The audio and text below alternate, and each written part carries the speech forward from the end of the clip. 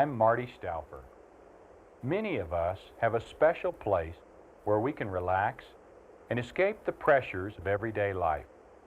Maybe it's a favorite spot in the woods, or a quiet corner of a room, or even a secret place in our minds.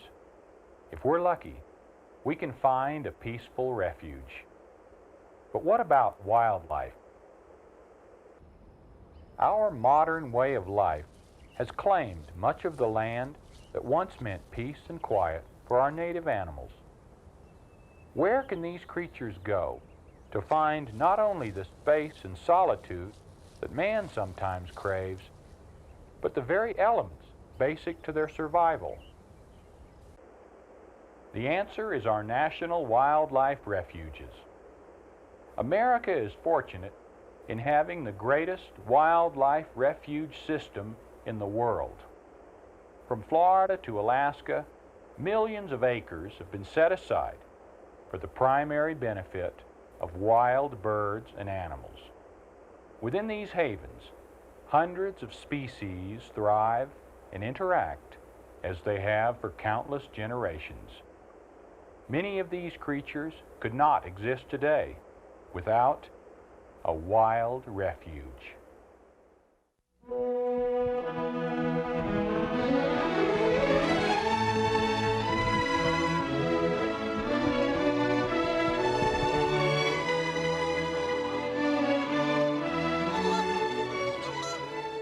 Because Americans have gradually learned to treasure wildlife, creatures such as the Canada goose and the white-tailed deer are still a familiar part of our heritage.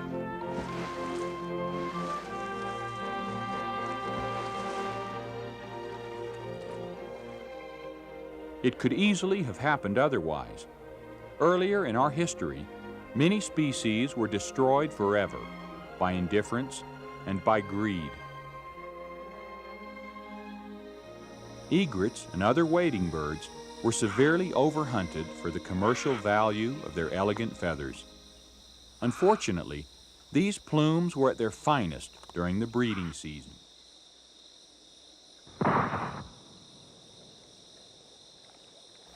For each parent bird killed, a whole brood of young egrets would starve to death.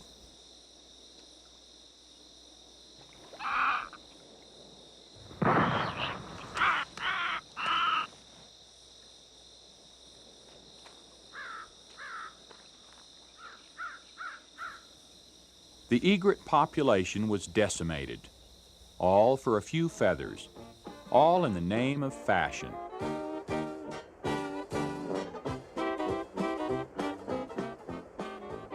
At the turn of the century, there were few organized citizens groups to protest such destruction. But fortunately, America then had a concerned and effective president who was also a naturalist. Among many foresighted acts was Teddy Roosevelt's establishment in 1903 of the country's first national wildlife refuge. Pelican Island in Florida was set aside to protect the nesting grounds of the brown pelican.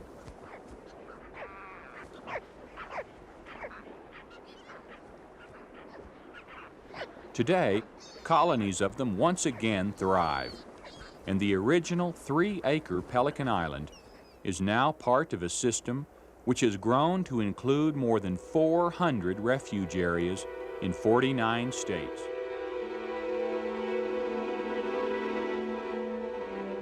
These refuges protect thousands of species of animals and birds, including nearly 70 that are endangered. Alaska alone has at least 17 of these sanctuaries, including the largest, the 18-million-acre Arctic National Refuge.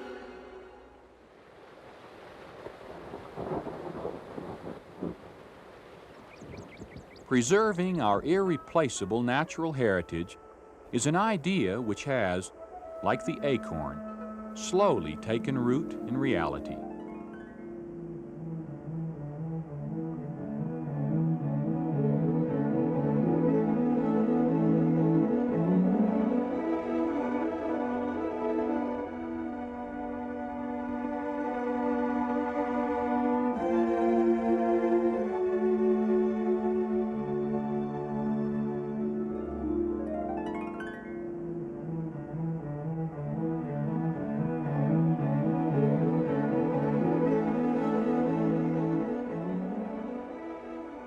We have come to understand the interdependency of all living things, and to see that the greatest threat now to any species is loss of habitat.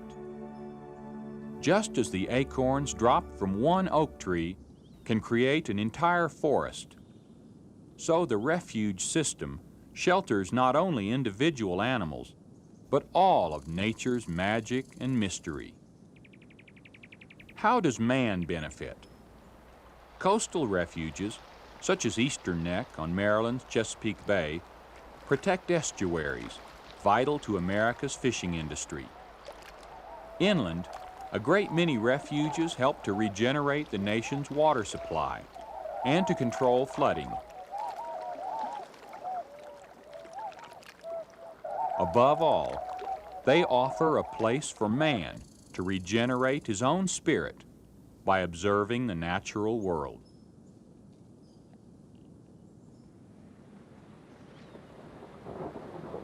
Many refuges encompass several types of habitat. Eastern Neck, for example, supports not only waterfowl, but also one of the last remaining populations of the endangered Delmarva fox squirrel.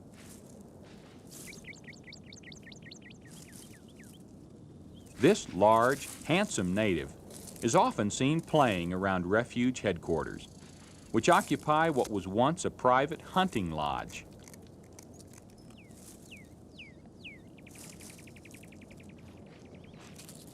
Each of these sanctuaries is unique. Blackwater Refuge, for instance, is also located on Chesapeake Bay, only miles from Eastern Neck, yet it hosts distinctively different populations.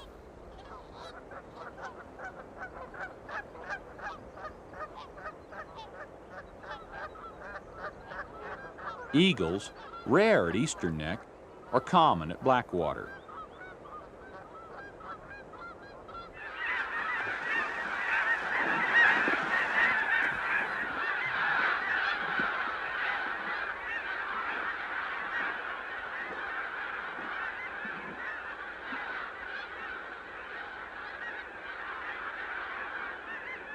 Blackwater also has a colony of Delmarva fox squirrel, plus 2 other endangered species, the red cockaded woodpecker and the southern bald eagle. Magnificent flocks of ducks and geese are a thrilling sight at both refuges.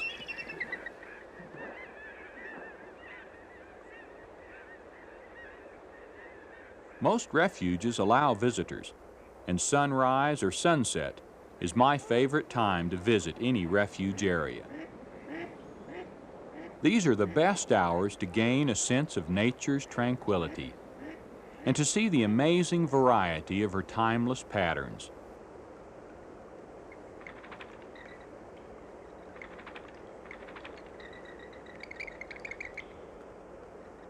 Often we forget just how much activity continues on into the night, or underground, unseen, but nonetheless essential.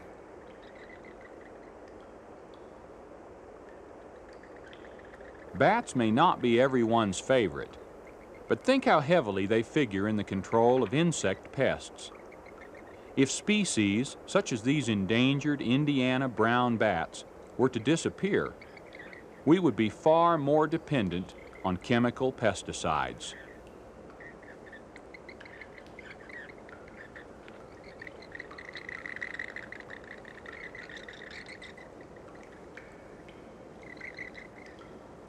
There really are no insignificant species. Each one contributes to the survival of others, including man, many in ways that we are not even aware of.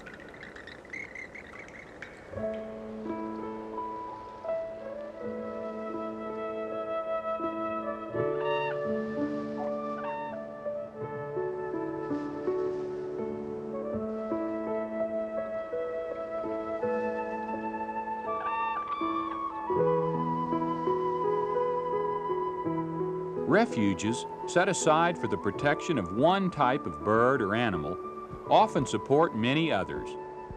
This can readily be seen at 90,000-acre Aransas Refuge along the Texas coast, winter quarters of the magnificent whooping crane. Here, the spectacular courtship dance of America's tallest bird takes place among white-tailed deer, herons, and white pelicans.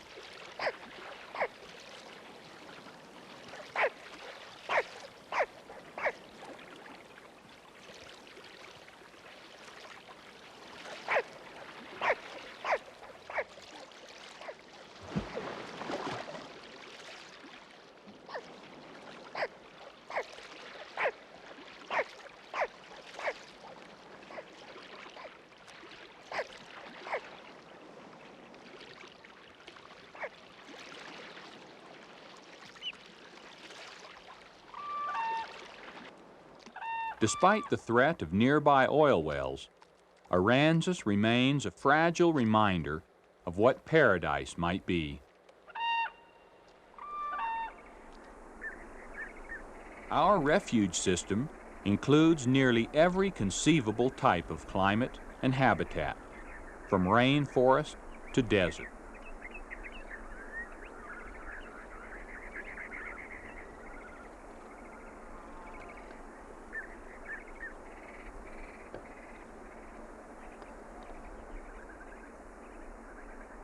A newly hatched brood of Harris hawks will make their first flight from a giant saguaro cactus that probably started growing around the time our Declaration of Independence was signed.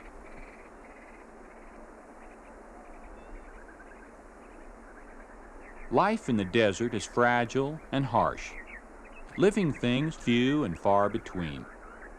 Without refuges, it would be easy for the last member of an endangered species, like the desert tortoise, to disappear into oblivion without anyone taking notice.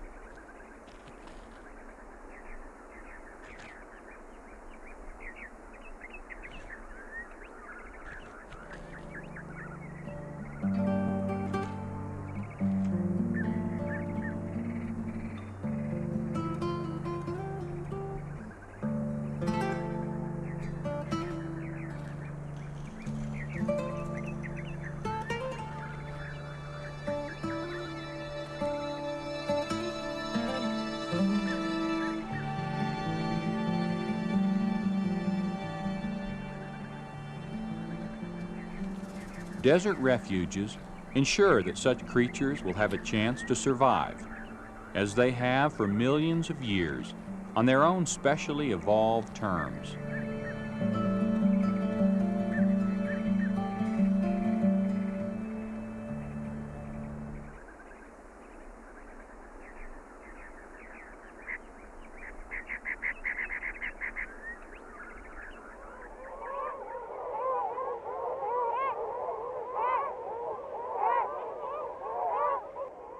Birds must contend for increasingly limited space and food, not only with members of their own species, but also with other birds and animals that have the same preference in diet and living quarters.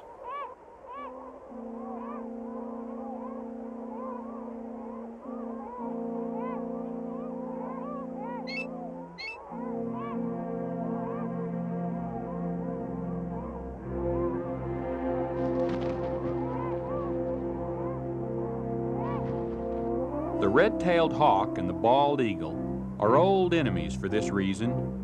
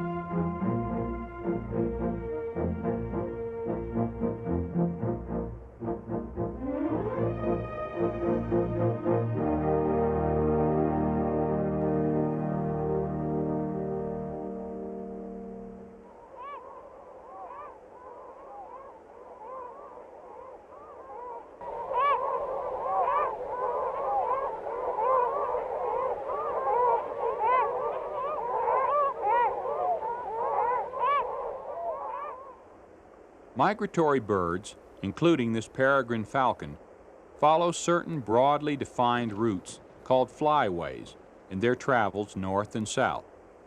Along these paths, refuge areas offer opportunities to find food, and they ensure safe destinations at both ends of the journey.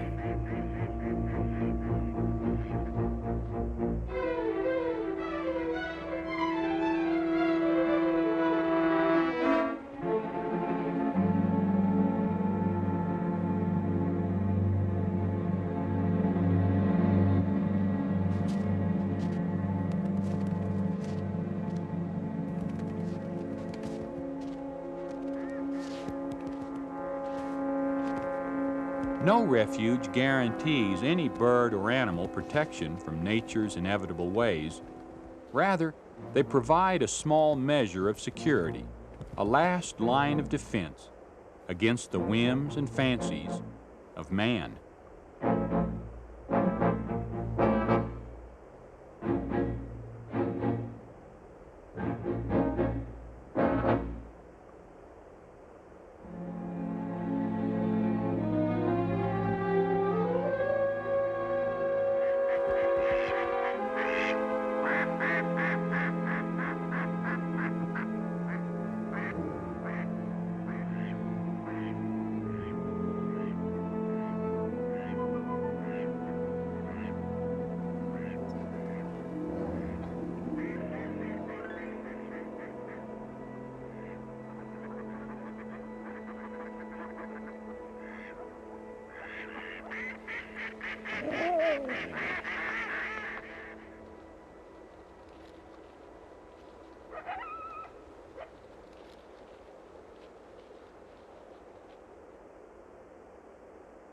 At prairie refuges, such as Fort Niobrara in Nebraska, life goes on as it has since the dawn of history.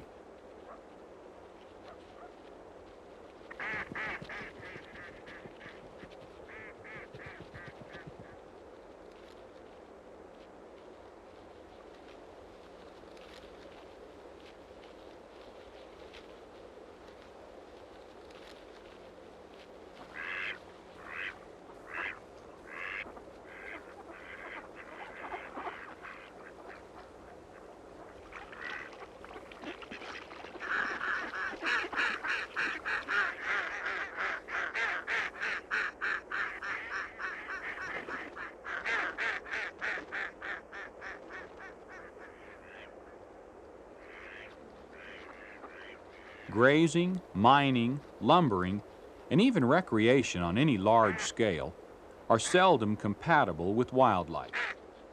Yet the federal government responsible for supporting the refuge system has, in recent years, encouraged an increase in activities which are hardly intended for the primary benefit of wildlife.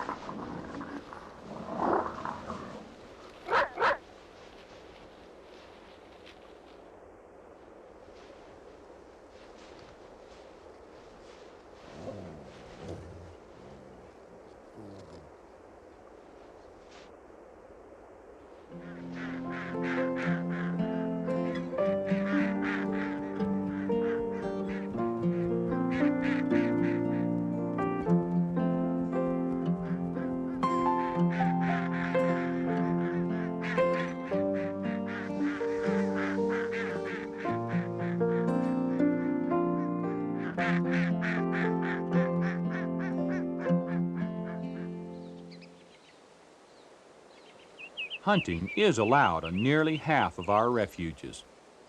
Many people consider this an unfair trick to play on wildlife in a sanctuary.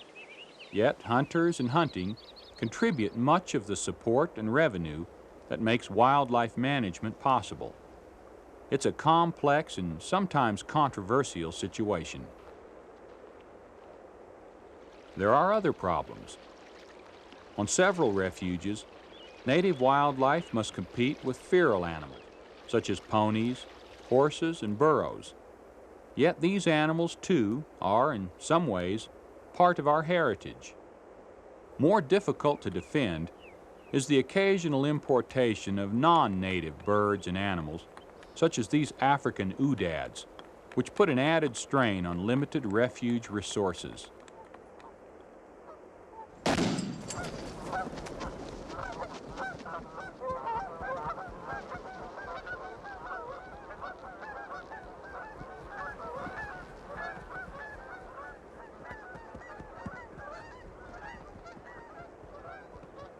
Individual refuges face constant problems and conflicts, but the refuge system as a whole has done much to increase our understanding of wildlife.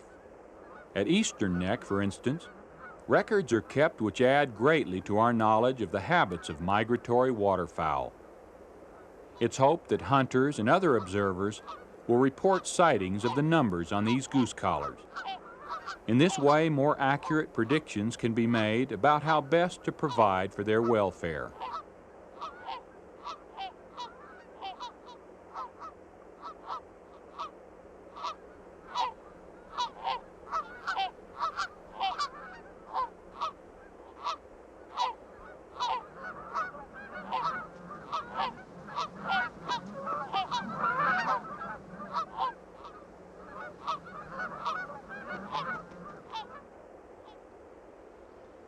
In the vast, rugged expanse of Alaska's wilderness, we can still see a measure of our own untamed past.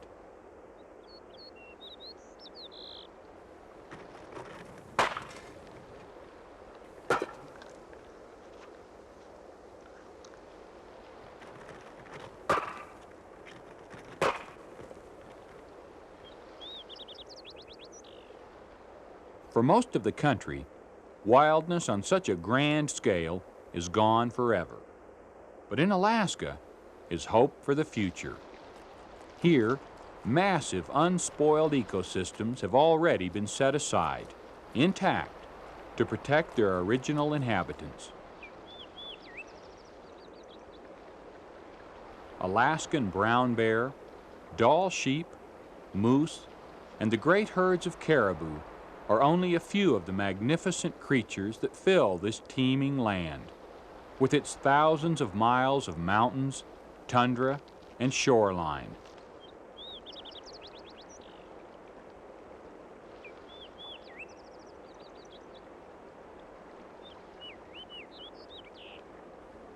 It would be incredibly sad if we allowed such incomparable grandeur to be trapped and hunted, manipulated and displaced until it could no longer be called truly wild.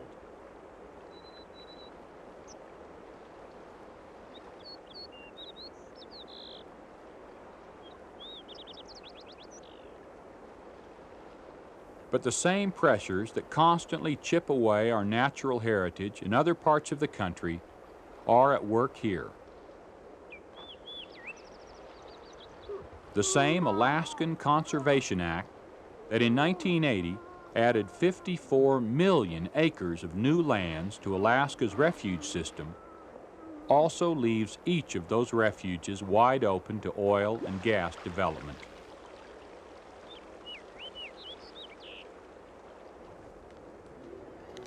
These beautiful animals are as much a part of America as the bison.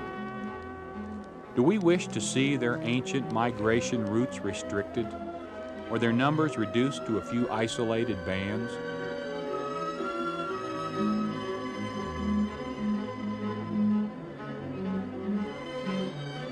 The issues are complex, but the answer is clear.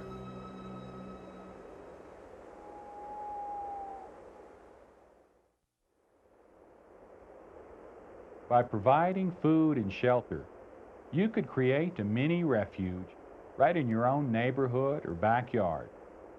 This will encourage wild visitors to remain in or to return to areas where otherwise they might never be seen again. Or you could encourage your community to set aside protected habitat, especially for birds and animals.